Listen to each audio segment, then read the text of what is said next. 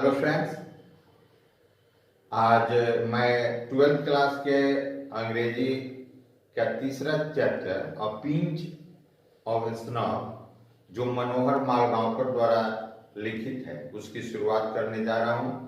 उससे पहले मैं आपसे आग्रह करना चाहूंगा कि कोरोना के चलते इस समय जो देश की स्थिति है उसमें आप अपने आप को, अपने परिवार को और इस प्रकार देश को सुरक्षित रखने के लिए घर में ही रहें, बेवजह बाहर न निकले। तो चैप्टर की शुरुआत करने से पहले हम लोग मनोहर मालगांवकर के बारे में जानकारी ले लेते हैं। Manohar Malgonkar was born in 1913 in Bombay and died in 2010। उनका जन्म 1913 में बॉम्बे, जिसे हमारे मुंबई के नाम से जानते हैं, में हुआ था और मृत्यु 2010 में हुई। Malgaonkar was a well-known novelist and a short story writer. वे एक विख्यात उपन्यासकार और लघु कथा लेखक थे। And he has written more than 25 books. उन्होंने 25 से अधिक किताबें लिखी हैं। His important works are Distant Drum, The Princess, A Bend in the Ganges and Bombay beware. उनकी जो प्रमुख कृतियां हैं उनमें है distant drum, the princess, a bend in the गंगार और बॉम्बे बीवेयर शामिल है।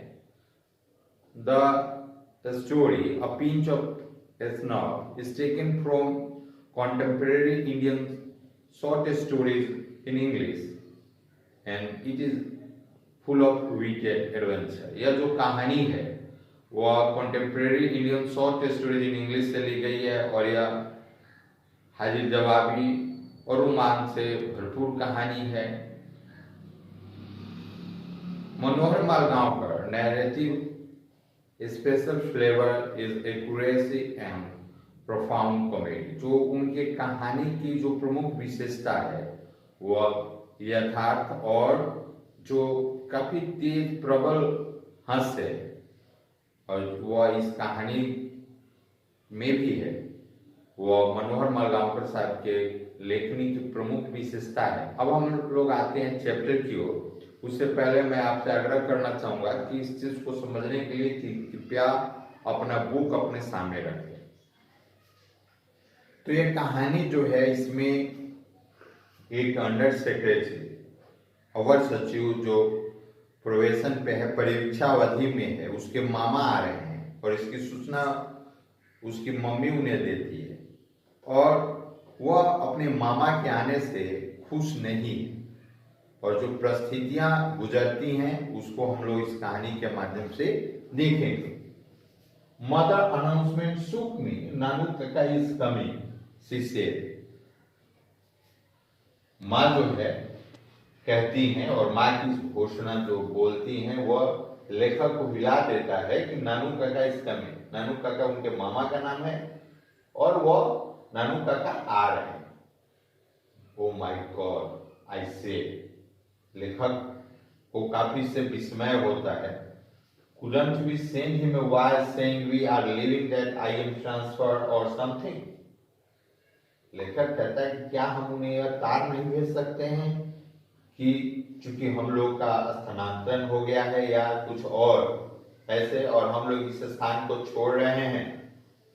नो डियर, मदर से। माँ बोलती है नहीं बेटा, he must be already on the train. Besides, वह कह रही है कि वह ट्रेन पे चढ़ गए होंगे।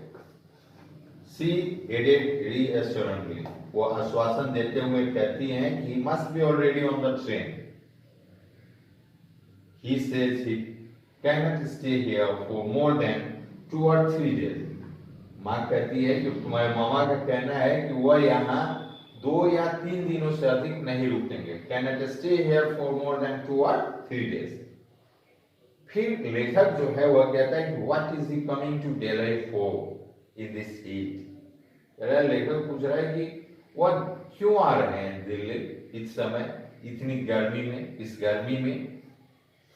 माँ जवाब देती है कि he wants to see some minister, उनको किसी मंत्री से वो कुछ मंत्रियों से मिलना चाहते हैं। What? That means he will be here for weeks. फिर आश्चर्य होता है, लेखक कहता है कि इसका तो मतलब यह हुआ कि वो यहाँ सप्ताहों रहेंगे। Minister don't see people for weeks, months. Oh my God. लेखक फिर कहता है कि मंत्री लोगों से सप्ताहों महीनों नहीं मिलते हैं। माँ जवाब देती है कि if your Nanu Kaka wants to see a minister, I am sure he will manage to see him. माँ कहती है कि अगर तुम्हारे मामा किसी मंत्री से मिलना चाहते हैं, wants to see a minister, I am sure, मुझे पूरा विश्वास है कि वह उनसे मिल लेंगे any time of the day और नाइट, दिन या रात, किसी भी समय।